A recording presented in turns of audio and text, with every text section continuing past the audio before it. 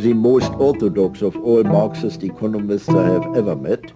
The reason why I'm still a Marxist is that I claim that this structure of belief, of displaced belief, you find it in what Marx described as commodity fetishism. That all really dialectical and intelligent human beings will have a sense for evil and some sympathy for the devil, or they will be just a little stifled and bored.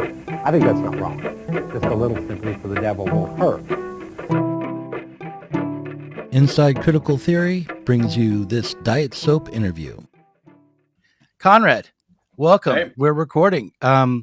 This is the new Diet Soap podcast. You are amongst the first to be on the new channel.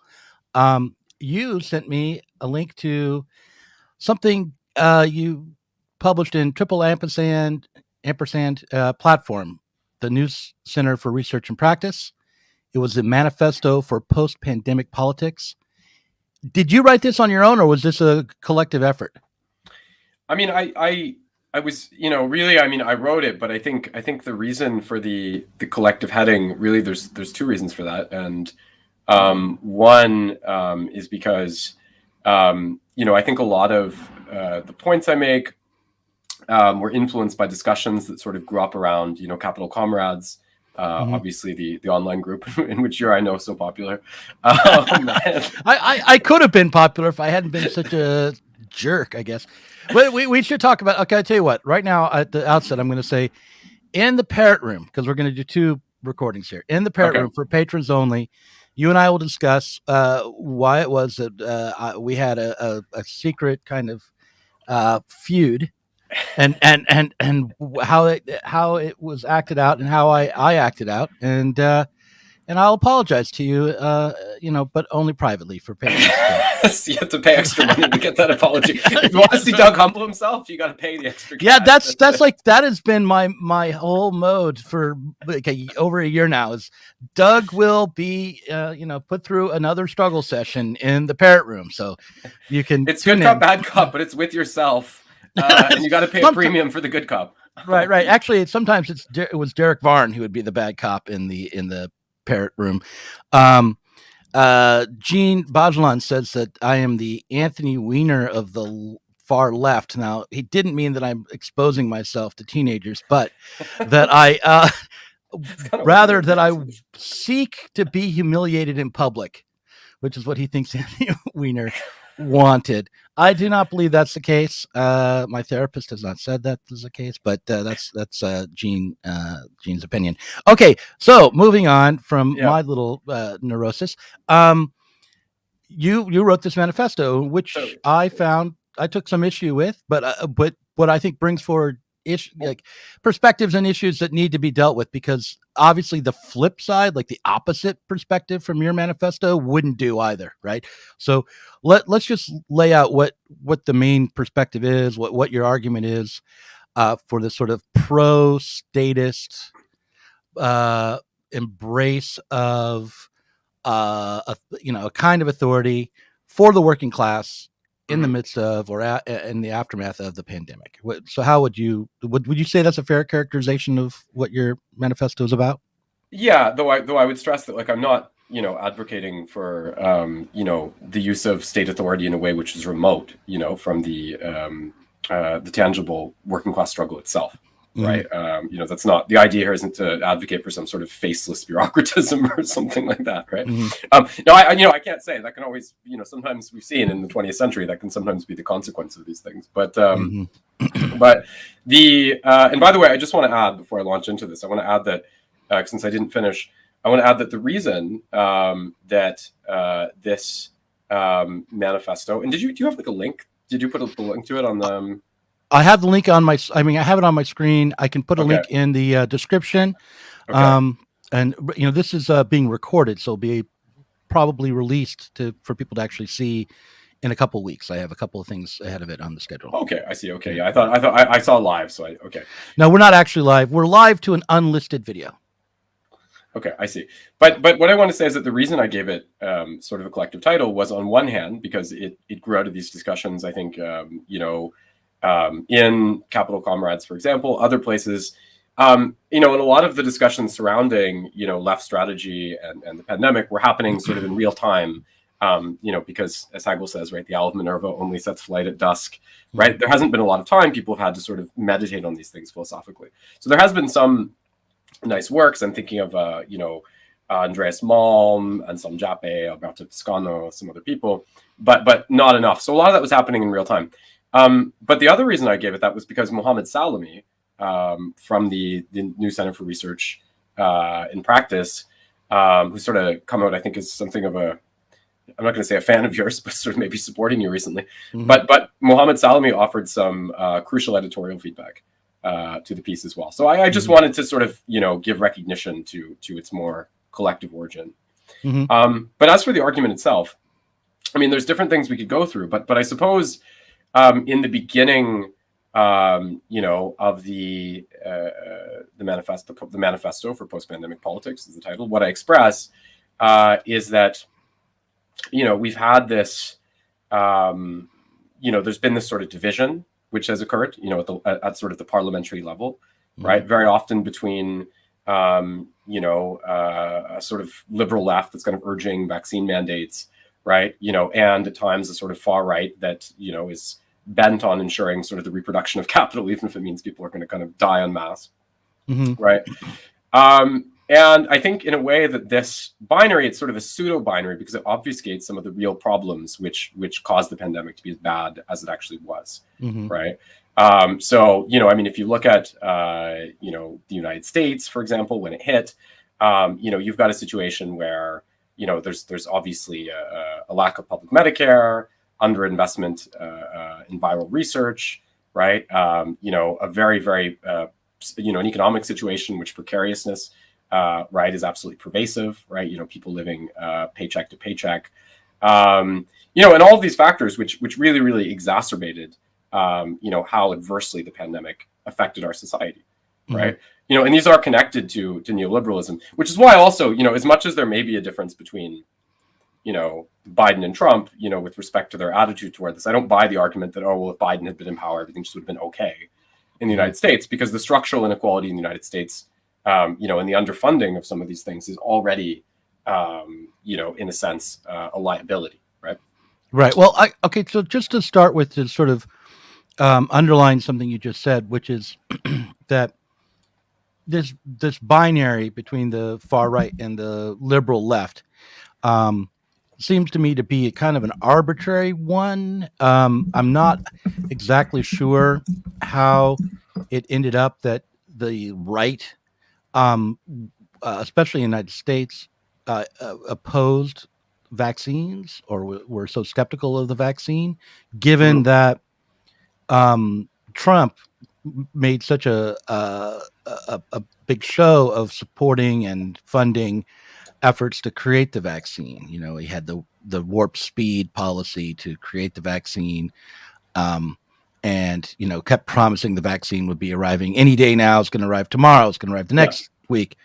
And it did arrive much sooner than might have been expected. Certainly, you know, half a decade ago, the vaccine would have taken much longer to arrive, I think. And so, so the way the vaccine has become a political football is disturbing to me, on both sides. Also, if you just consider the early days of the 2020 election, like before the general election, you had Democrats expressing skepticism about the effectiveness of the vaccine, and you had, you know, it was the Republicans who were. I don't know if the Republicans were uniformly supportive of the vaccine, but there was some skepticism about Trump's vaccine. So it seemed to me just pure opportunism that has created this binary around the vaccine. Living in the Pacific Northwest of the United States, it could easily enough have been, and sometimes is the case, that people who consider themselves to be, whether they really are or not, part of the left would end up being skeptical about the vaccine. We don't have fluoride in our water here in Portland because of a large hippie left contingent who's concerned about I don't know, having a water that's not poisoned by the communist or something. I don't know. That's Dr. Strangelove, right? General Ritter, right? The communists are poisoning our water. Yeah. Right. I can see but that. I mean, right? The left version. Right, the left version, which is big, multinational corporations are trying to put their waste product into our water. That it's the same in most of Europe, actually. In Europe's more that way, right, with aspartame and fluoride and things like this. So it's more of that orientation. So, some of the divides seem purely ideological and opportunistic. And I want to know how you distinguish between Trump's response to COVID and Justin Trudeau's response in terms of actual policy, or really the U.S. response in general and the rest of, let's say, Europe's response. I mean, there are some differences, particularly around how to support unemployed or temporarily unemployed workers. That I think are worth remarking upon. But the general policy of lockdown, social distancing, that seemed to be pretty uniformly applied across the board, and also was kind of a failure across the board as well. But anyway, so that's my comment or question. Well, yeah. So again, I think we're discussing here essentially matters of degree, right? And with respect to the exceptionality of the American system, I mean, like all of the things which would be liabilities in any neoliberal society, right? I talked about economic precarity, over dependency on consumerism as an economic model,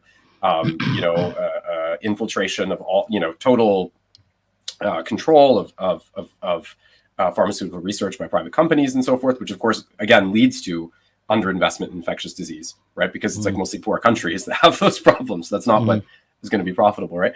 I mean, all of those, a lack of basic health coverage, all those problems which are characteristic of neoliberal society in general were more extreme in the United States, right? Which is why I think that it would have been, in spite of the fact that, I certainly don't think it helps to have someone going on TV being like, inject bleach. Obviously we saw these cases in the United States, like in Texas with the masks and stuff. There was this very, very palpable opposition. But I think what more essentially separates the American circumstance in terms of degree from other Western countries, is how deeply in the thrall of, or how deeply neoliberal it is structurally. And so I think that for liberals who advocate neoliberalism, in effect, right, it's far easier to attribute blame to sort of the ideological vertigo of Trump, right, rather than looking at the totality of American society and the reproduction of capital and how that impacts that. Right? How do you define the consumer economy?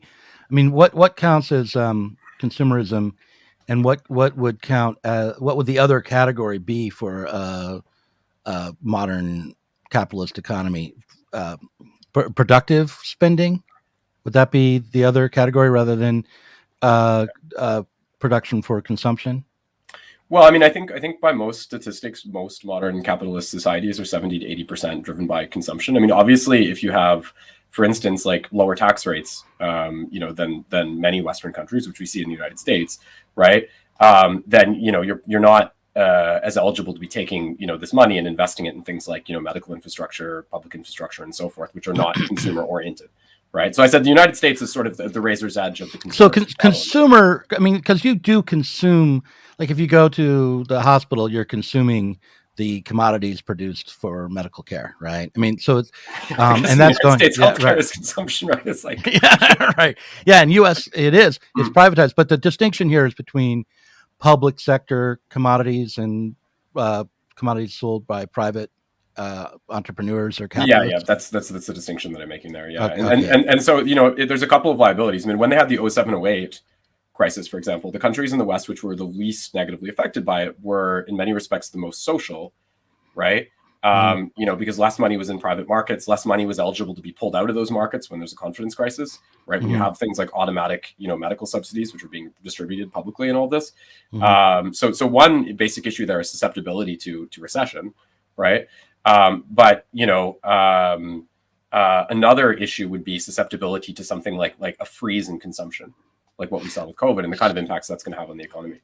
So when you talk about let's say in the 50s, the deal that was struck with the working class to support or prop up consumerism as a way to placate their unrest and dissatisfaction.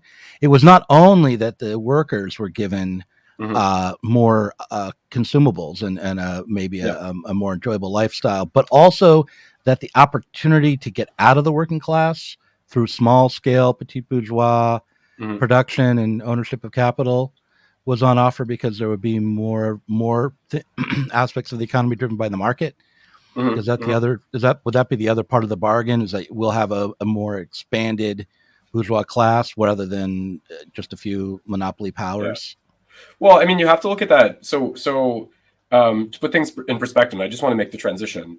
Right? What I do here is, when I discuss COVID, I kind of criticize this false opposition, right? Between the sort of left liberal, and the far right, right? And the attribution of this by left liberals to something like, the specific ideology which the far right is beholden to.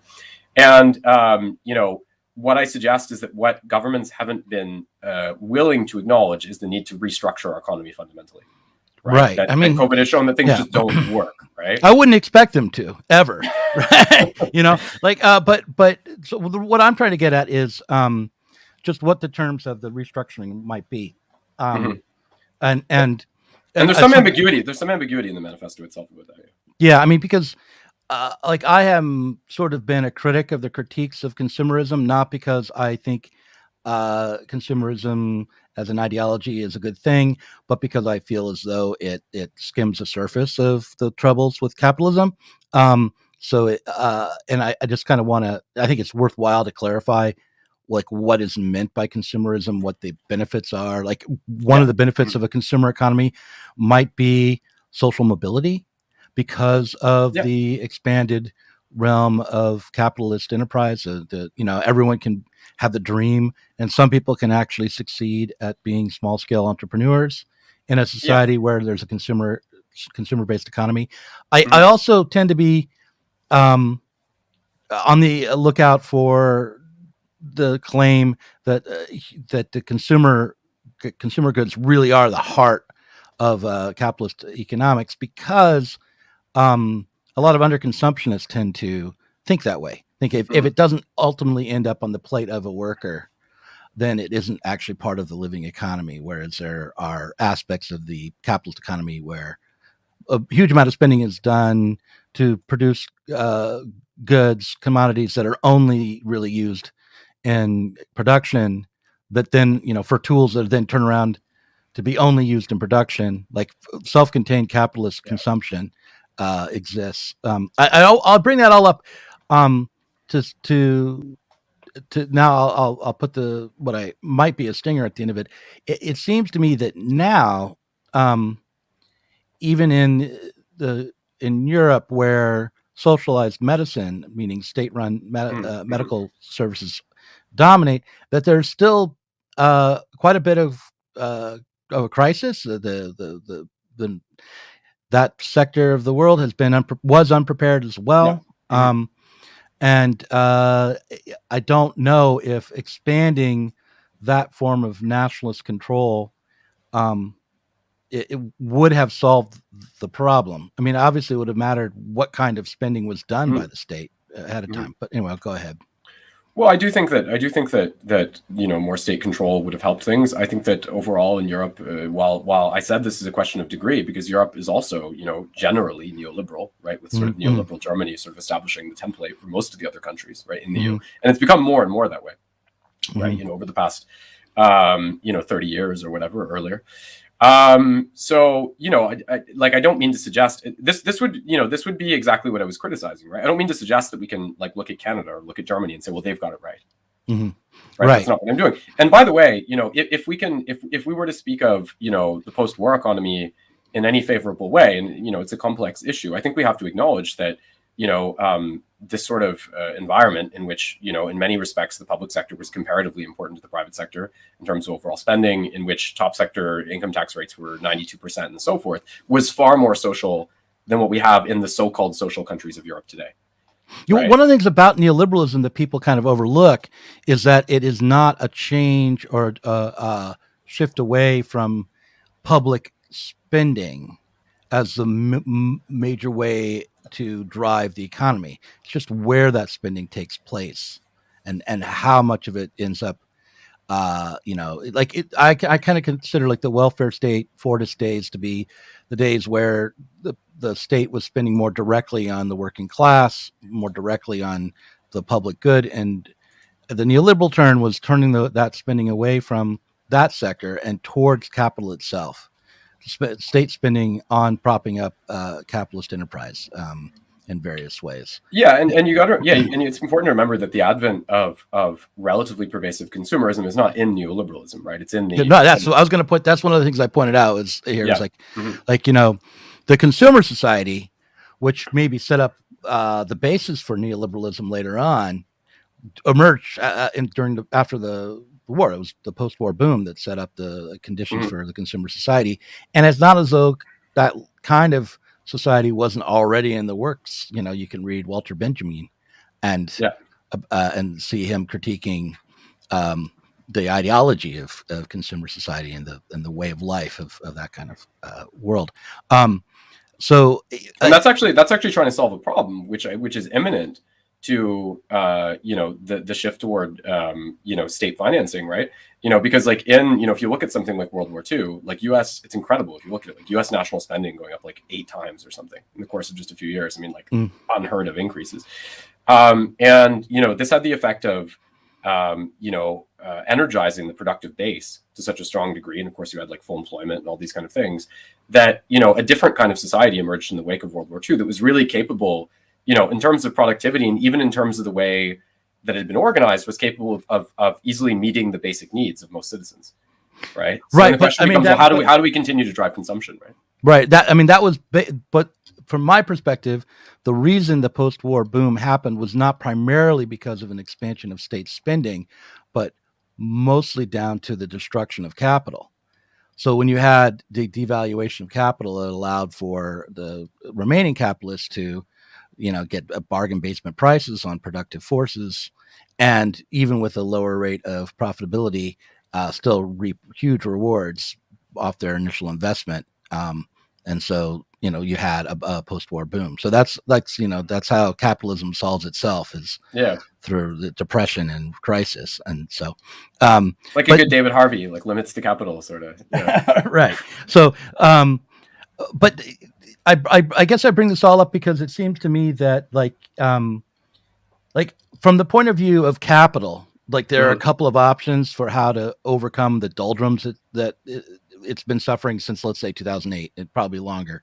One would be something like COVID comes along and just does terrible damage to capital, drives us into a major crisis, massive death, devaluation, leaving the opportunity for rebuilding and bargain basement prices. The other would be to try to hold fast and keep the labor force working through the development of vaccines, antivirals, rational policies of containment, so on and so forth.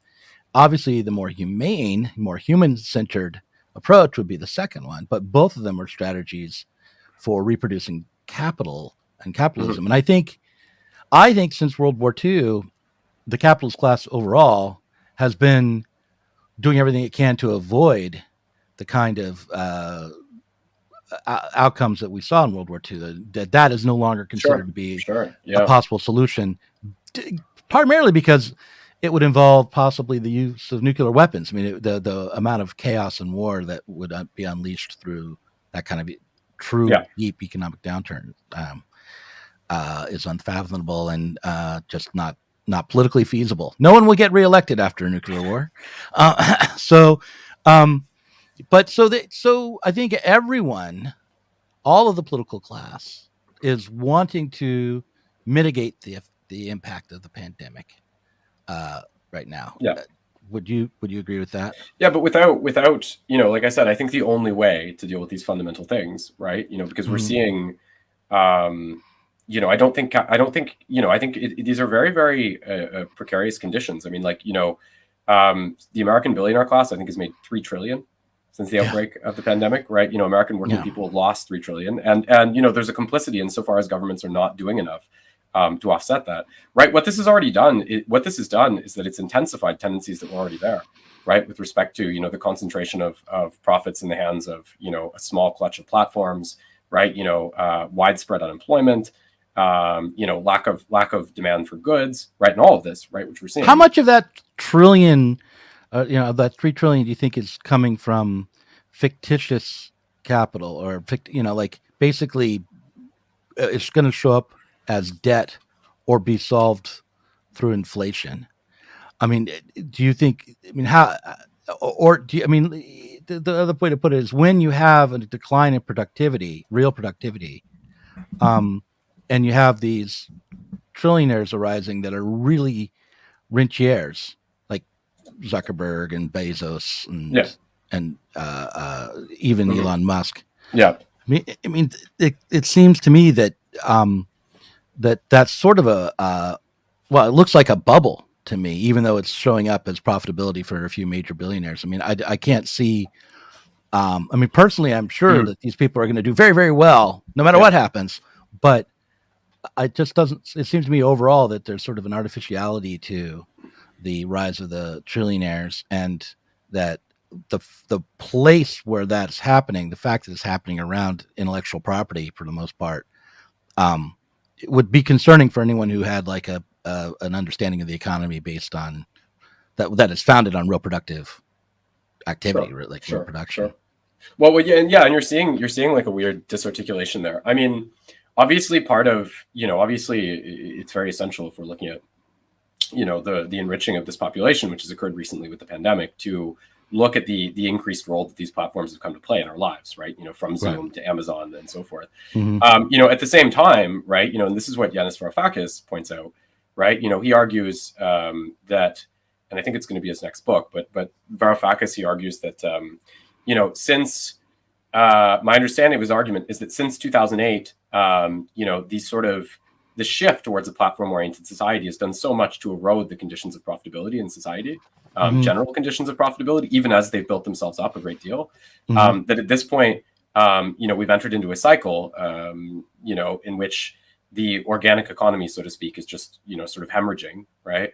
And in which, essentially, every few years, we're going through this cycle where governments are basically having to, or central banks are having to print money and basically just go give it to the financial sector. Right. So he pointed out that in August 2020, right, in England, after the pandemic broke out, there was a 20% decline in GDP, which is way more than anyone had projected, like 9 or 10% was projected, and the worst in the history of the UK. And the stock market rose 3%. Yeah. Right. And his point was like, that what this suggests is that financial capital has become, so independent, right, of these sort of standard productive metrics, right? And also that when they see these kind of crises, they just anticipate that there's going to be financial asset purchases intended to buoy them out, or money that's just printed and given or whatever.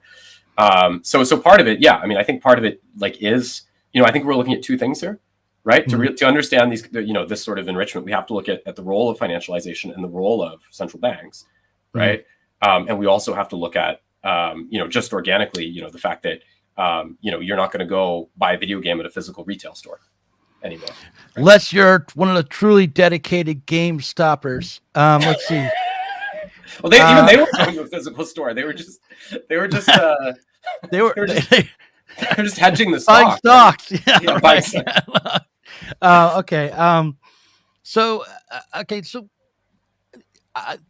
I want to get at where I think my disagreement is with your manifesto, because there's a real more profound agreement that comes towards the end, where you talk about the necessity of a party and the necessity to accept at least a short-term need to gain state power for the working class. These are things I can't argue with, but I worry about how we get there, and I guess I think Agamben, I know that he's, I don't know, has he been canceled? But I think his argument is at least needs to be taken seriously. That there certainly is a way in which you can see the capitalist class using the pandemic in order to shore up its political power and make organizing for radical change more difficult. I mean, the other day I had some Marxist humanists on from News and Letters, and I'm going to release that probably before I release this. And they go, a lot of their effort is put into organizing prisoners, and which I think is a noble thing. But I asked them, like, why would you choose to organize the one sector of the working class that literally cannot, act politically, that is that can physically is constrained from being politically important? Why would you not leave the reformation of the prison system to liberal lawyers and nonprofits, and why do you organize the prisoners? And I don't remember their answer, but it seems to me like under lockdowns the whole working class is becoming quasi prisoners. Not that we're locked down right now, but what's your answer to that kind of concern? Well, I mean, I think that if you look at the skepticisms which have manifested during the pandemic, towards the state, I mean, I think there's a clear sort of lack of cognitive mapping in our society. It's really interesting, actually, because if you look at, I understand that the population, the most likely to be vaccine skeptical are like young people in developed nations, right? And this is interesting because they're like the most educated generation in history, right? In terms of, exposure to the internet, formal education, number of books read, any kind of metric you want. But I think, what there has been, right, in the context of neoliberalism is there's a real, there's obviously a lack of critique of capital, right? There's a total absence of that kind of critique. And we could speak, I'm thinking when I talk about cognitive mapping, I'm thinking here of Jameson, right? And is the way he equates between postmodernism and neoliberalism in terms of our incapacity to sort of, see the forest for the trees. And so, I think in a way, any kind of political critique becomes very hollowed out, right? And all we have is this sort of, all we have is this sort of narrow defense of negative freedoms, right? I have found that in my own anecdotal experience, the people most likely to be vaccine skeptical are Lyft drivers. I don't know if that's a demographic category, Doug. Well, I mean, I guess this is like if it was 20 years ago, it'd be taxi drivers. Yeah. But like middle-aged men driving Lyfts to old men, that usually white, but not always by any means. I've heard the most. They want to lock us down. They want to control us. I don't believe in the vaccine. I already had COVID. This is never going to stop. There's and the way that the vaccine has become, rather than a symbol for freedom, in other words, you get the vaccine and you are no longer constrained by the state's mandates to social distance. You're no longer constrained to remain in your home, that kind of thing. Vaccine is just seen as an extension of an imposition, and which is odd, I think. But do you think, is it really true that college-educated young people are the most vaccine skeptical?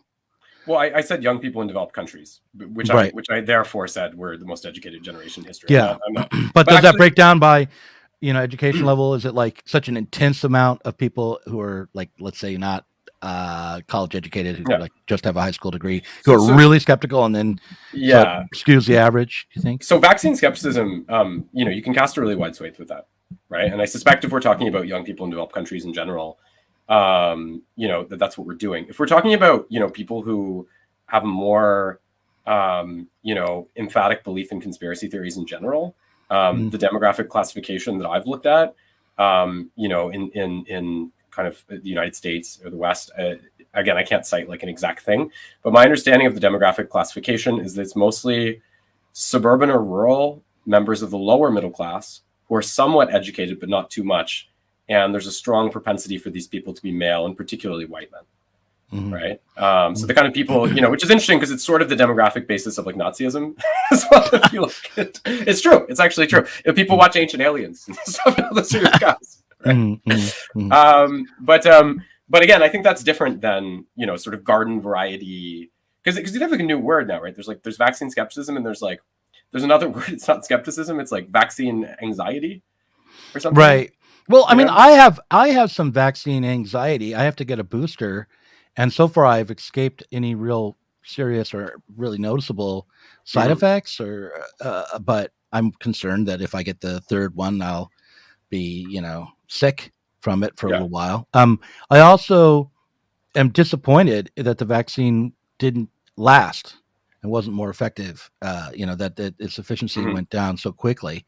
And look, there was a moment there where, like, Brett Weinstein, the IDW guy, was being very skeptical of the vaccine and talking about ivermectin.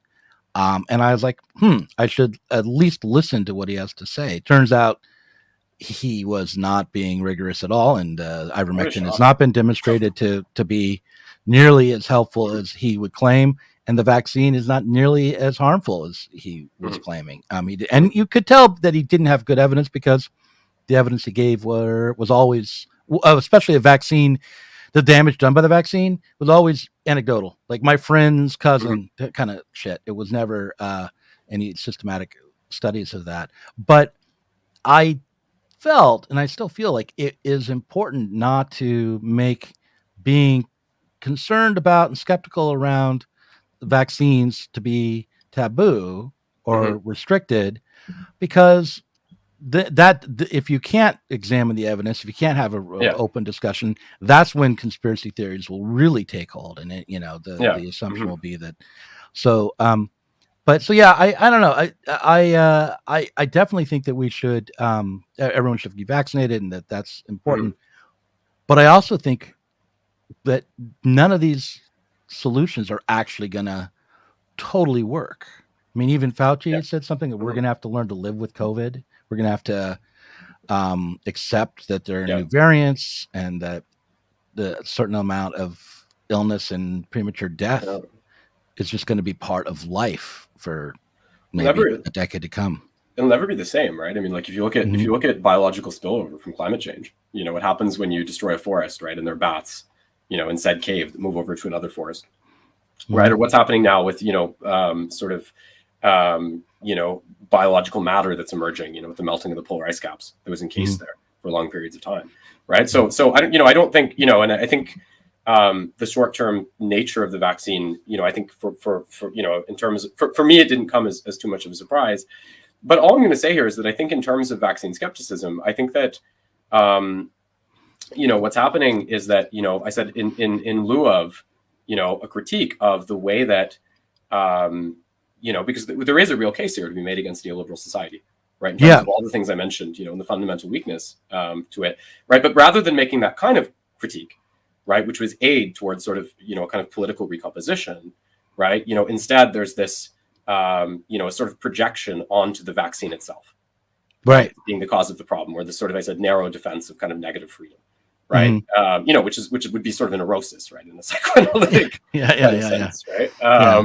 So that's kind of my concern. Now, in terms of, and again, like, if people want to be frustrated toward the state, I totally understand it, right? But that doesn't mean that people don't have to be vaccinated in this immediate crisis. Right. That's no, like, right. I mean, look, I'm with you. I mean, and I think that vaccine mandates, while definitely an imposition and maybe a little concerning if you're a true, like, libertarian, they will give people freedom. I mean, that's the goal. That's the way it should be thought of, is if you get the vaccine, at least for 6 months, you'll be able to operate normally. And, hopefully the next booster that comes along will be even more effective. But I'll tell you, that message is going to be really hard to get across universally. And I don't know how to overcome that. I have right after Trump lost, I got contacted by a Trump supporter, and I've had him on the podcast like 3 times. And he's this, he drives up a snowplow for a living, and he's. Are you talking about Stephen Janicki? Yeah, this guy. He's eclipsed my appearances on here. He's been on like 3 times. That's why I have a PhD in Marxist philosophy, Doug. Thank you. Now, this guy, though, you don't understand. He's the smartest person in the world. He's told me so. Okay. So the point is, like, there was this moment where he messaged me, because he knew I'd been vaccinated, and he messaged me and he told me, look, the vaccine's going to kill us all. And I don't believe that's the case, but it was nice because he was like, listen, I know you've been vaccinated. Here's what you need to do in order to survive. Take vitamin D. And what you have to understand about people who are vaccine skeptical is that they're like legitimately concerned, not necessarily always in this right-wing reactionary way. Sometimes it's an expression of actual solidarity. Like, he was concerned about my health. He wanted to make sure me, the Marxist, didn't get real sick from the vaccine and did something about it. And so I don't know. I feel like I want to put that forward as like saying, like, the motivations that people have around even vaccine skepticism are not always, they're not uniform. They're not always antisocial. It's just a matter of ignorance. And the other thing is not being a scientist and not really having or an epidemiologist or having a real deep understanding of how vaccines even work. I'm never really in a position to give an authoritative refutation of the kind of vaccine skepticism that I encounter. That's another difficulty for regular working class people. Go ahead now. And obviously we're in kind of a cognitive crisis, right? And this is what I find interesting about the particular susceptibility of young people in developed countries to this. I mean, these are people who've been raised in this, sort of this kind of flurry of different informational sources, right? When you go online, for example. Right. And I think, what the last few years has shown with the ascendance of the far right is that we sort of lack the intellectual maturity as a society, right, to deal with that. And I think we're working it out, but I think it's certainly a process. But I just want to say, I think what ends up being problematic here is that, when there's this very vague and unclarified conception of malevolent sovereignty that enters into the picture, right, where capital is not the object of critique, where it's just, this sort of evil, ominous. I mean, look, let's say it. It's the Jews that are ultimately blamed for all this. There goes your new YouTube channel, Doug. The algorithm's going to read that transcript, and you're done. I'm not saying it's really the Jews. I'm saying that's where right-wing conspiracies about this overarching, ill-conceived, malevolent force directing society ends up. They end up in this state of anti-Semitism. And the polemicists around repeater books are going to have a heyday with that, Doug. No, what I wanted Jews. No, I don't mean it that way. Okay. We knew he was Pradunian all along. I wanted to just say about this. So I think this also is the problem with. Please don't clip that out and make a viral video. Go ahead. What I want to say is, I think we see this with Agamben as well, right? And this is part of what I talk about. So I contrast between, sort of the populist left over the past few years and what I see as, a succession of capitulations to the status quo, right? In terms of, Bernie throwing in for Biden, for example, after being, after the Democratic Party united in quite a spectacular fashion to defeat him. I mean, I don't think anyone's dropped out before Super Tuesday with the level of support Pete Buttigieg had at that point, right? So it was a very, very remarkable rally against Sanders, but he still went ahead and endorsed them. Syriza reneging on its own bailout referendum in 2016, when 60% of people had said, look, if we have to leave the EU to fix our financial situation, we should do that, which is what Varoufakis supported, for example.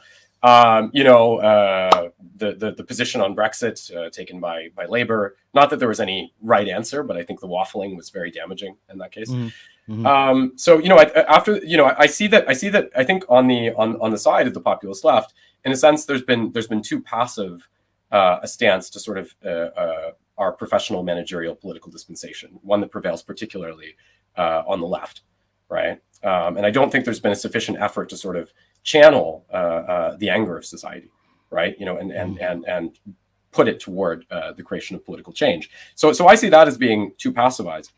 But on the other side, I think that what we see, so if on one side there's in a sense a perspective about the state which is too optimistic regarding its capacity to reform itself.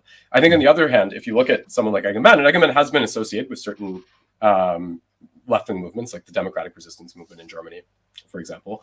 If you look at someone like Agamben, again, you have this conception of sovereignty, this malevolent sovereignty, which is really vague and ahistorical, right? So it's like, yeah, it's true in like imperial Rome. There's no specificity, with respect to the origins of capitalism and so on.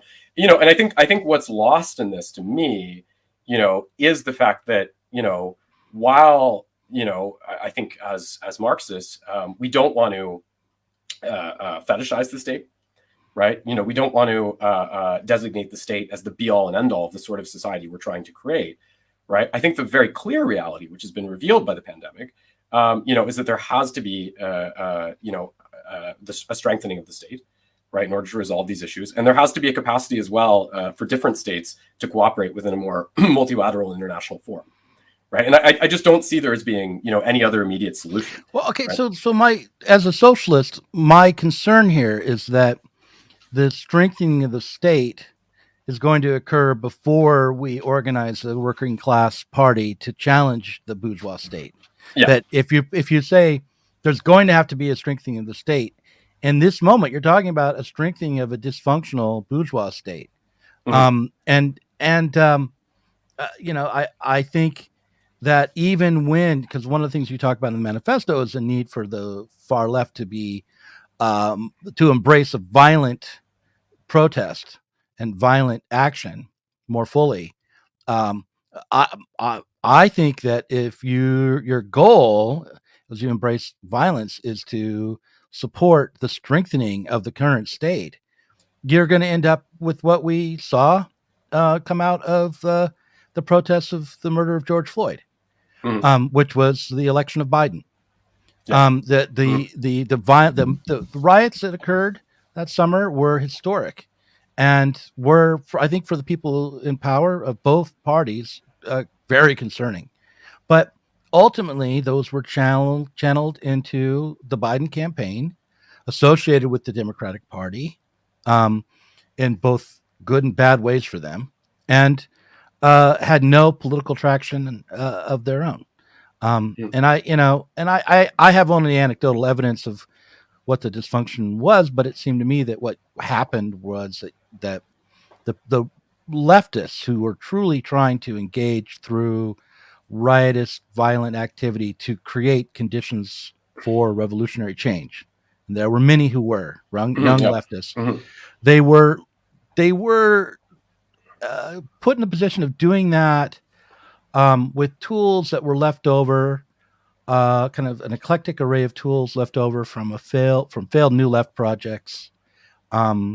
No real ability to self-discipline, certainly no institutional support of a far left, socialist type, no party to be involved in. And within a matter of months, they kind of repeated the history of the New Left, so going from protests in the streets to looking for a turn to like communal living and getting back to nature. With I heard about a group, POC group that ended up becoming a small cult and talking about buying land together. And they had started out, trying to organize political protests in order to thwart the Democratic Party takeover of the movement. Well, homes are four times as expensive in 1970, so it's a good investment. right. Okay, but I don't know if that really is a political move. I mean, you know what I'm saying? And also, I think what they would find was that within 3 to 4 months, they would get pretty sick of each other. So I wouldn't advise going in on a land deal with fellow activists thrown together by an historical moment. I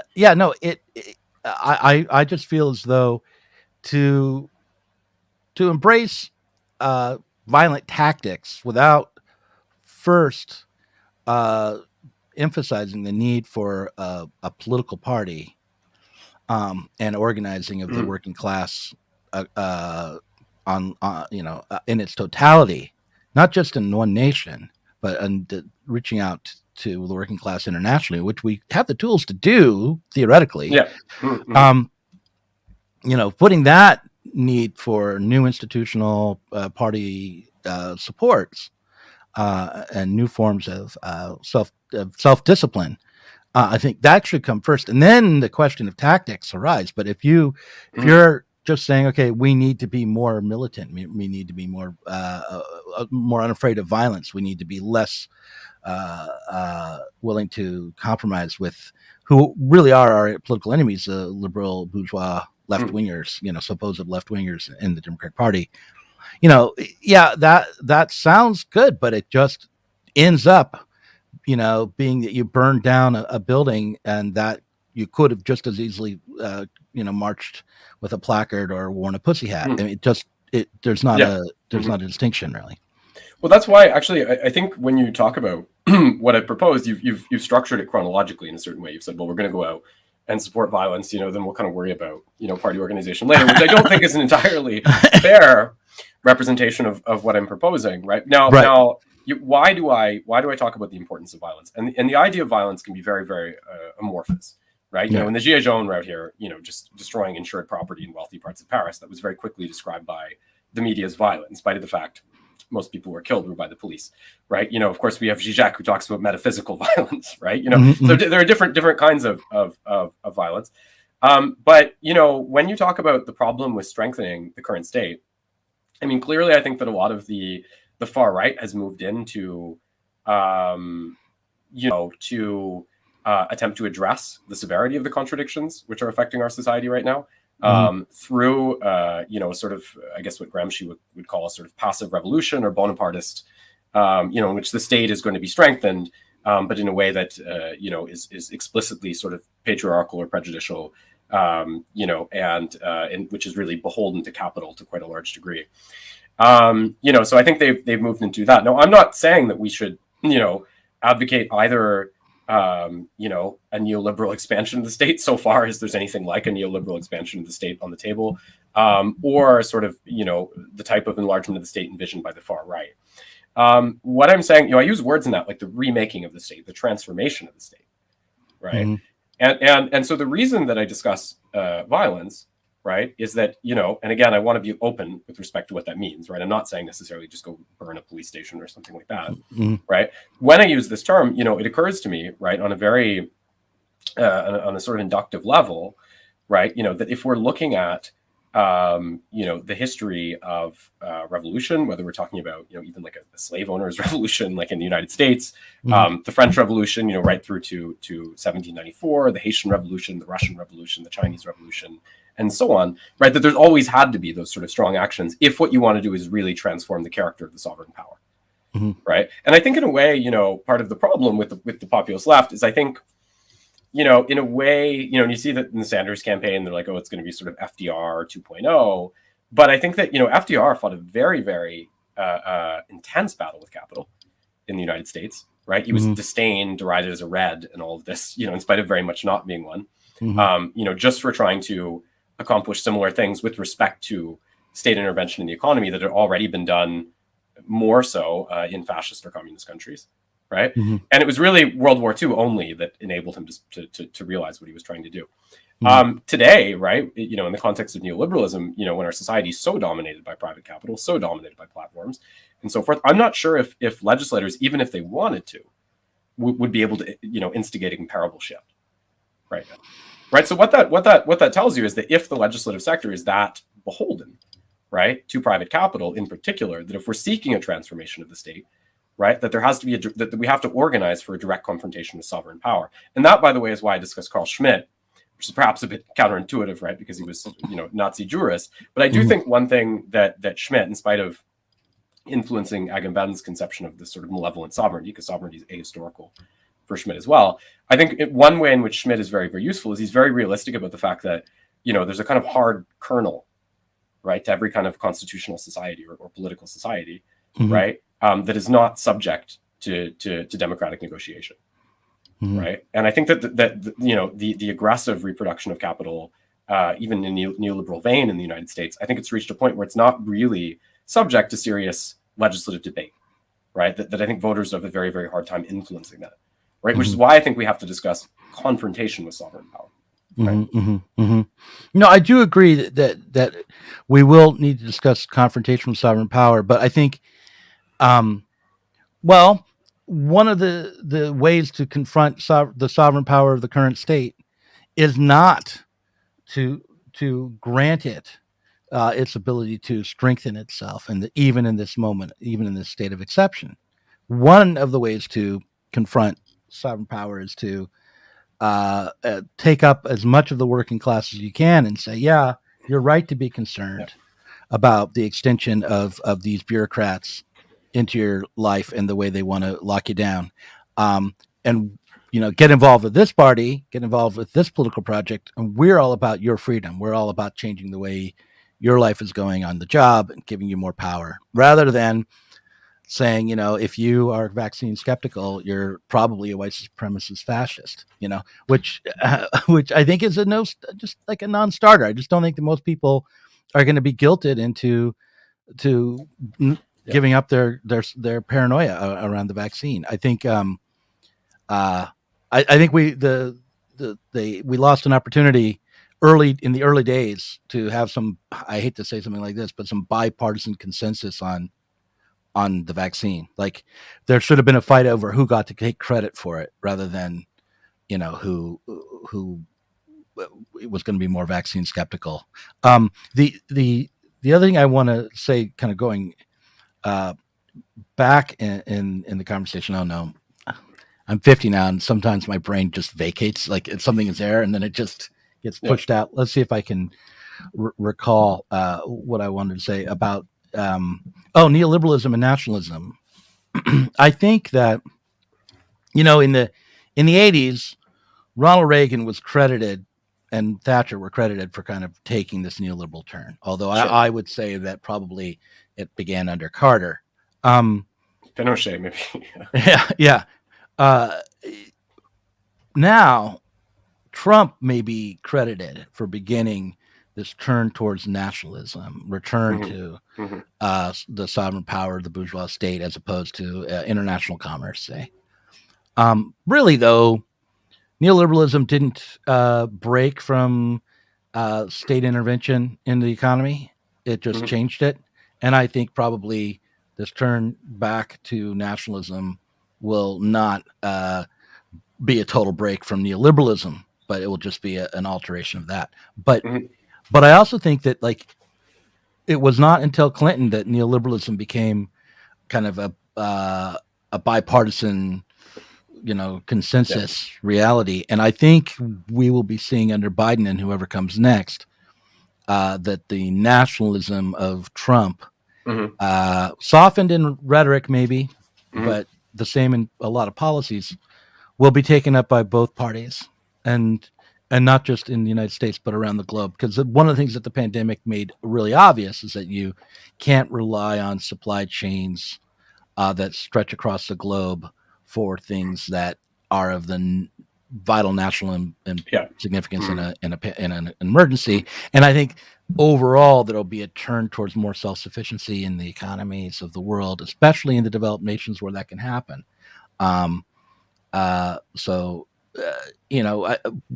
Again, to embrace the idea that state power needs to be strengthened automatically in this moment you're being an absolute realist. That's going to happen, but the left's role may not be to cheerlead the bourgeois state's strengthening of its power as it happens. I think we need to really emphasize a distinction between what we want to do in a transitional moment with the state and what the state's own strengthening will mean. Well, I guess, I think I want to point out a couple of things. The first one is that I think that, how do you, I don't think that it's a useful agenda for the left to evince sympathy. Not that this is what you're exactly proposing, but I don't think it's useful to evince sympathy for sort of anti-vax positions. And I think it's interesting sort of how you're approaching this, because you tend to talk about, you'll say, well, at this moment, there's a lot of people who are skeptical of the vaccine. At this moment, there's also a lot of people who long for a stronger state response, right? As opposed to what's actually happened. And that may be the more common conviction in society. Well, I mean, let's give an example. Like Chris Smalls in the Amazon warehouses would have loved a stronger state response to mandate safer conditions for workers within these warehouses. and Yeah. to make sure that if you were sick, you had time off. To make sure that your job would be secured, to make sure that if you were stopped from working because you got COVID, that you would be paid for your time off, even if that hadn't been a policy before. And in other sectors, the state should have been stepping in to just ensure the payrolls for workers rather than giving out tax rebates or one-time checks or something like that. They should have just gone through the payrolls like they did in the UK. So there's lots of ways in which the state should have intervened and the workers wanted them to. But I think it's really important to clarify like what we're asking the state to do on whose behalf when we embrace the strengthening of the state. Anyway, go ahead. I'm sorry. well, I think, certainly the idea that I'm putting forth, in the manifesto is that, I think that if we align ourselves with a sort of, electoralist tack, purely electoralist tack that's not supported, right, by sort of the channeling of these. That was something I definitely agreed with you. The ejection and rejection of the electoralist approach to radical change. I mean, obviously, that's done. We're done with that. Well, I think, and it's not that electoralism can't be useful in the sense of having parties and things like this, but it has to be more organically connected to popular movements than what it's been. And obviously, as with Sanders, when you're doing, terrifically well in New York and Seattle or whatever, but then just tanking in South Carolina, there's a problem to communicate to certain demographics, right? So, I think that there has to be, a shift beyond that kind of electoralism. And the reason I think that there has to be, again, is because I think that if we really want to envision the enlargement of the state, as occurring along emancipatory lines, which it will never be purely emancipatory, as we know about the state, but far more emancipatory than what we currently have, right? In addressing these issues, and we know that, climate change, for example, is connected with the risk of the diffusion of future pandemics and all of this, right? That's going to require, that's going to require this sort of this kind of popular organizing. But what I want to suggest is that, as you say, we all know that it's going in that direction, right? So what I'm saying is that I think that we really need to begin not just selling a left alternative to that, but selling a left alternative to that that's sufficiently radical that it's capable of tapping into the anger that's felt very broadly right now. And look, in the United States, I mean, you've had so many people, who've lost their savings, right? So many people are out of work, so many people who've had their homes foreclosed, right? And we know which demographics have been, affected the worst by this, Black populations, single mothers, sub-proletarian populations and so forth, right? And people are really, really mad right now. Yeah, and right? I think and that's, I agree with you 100%. That's obfuscated by the incapacity to easily organize. Yeah, the other thing that we need to look at, and I'd love to somebody do some real empirical research on this, is the connection between the increasing level of homelessness that we see and the labor shortage,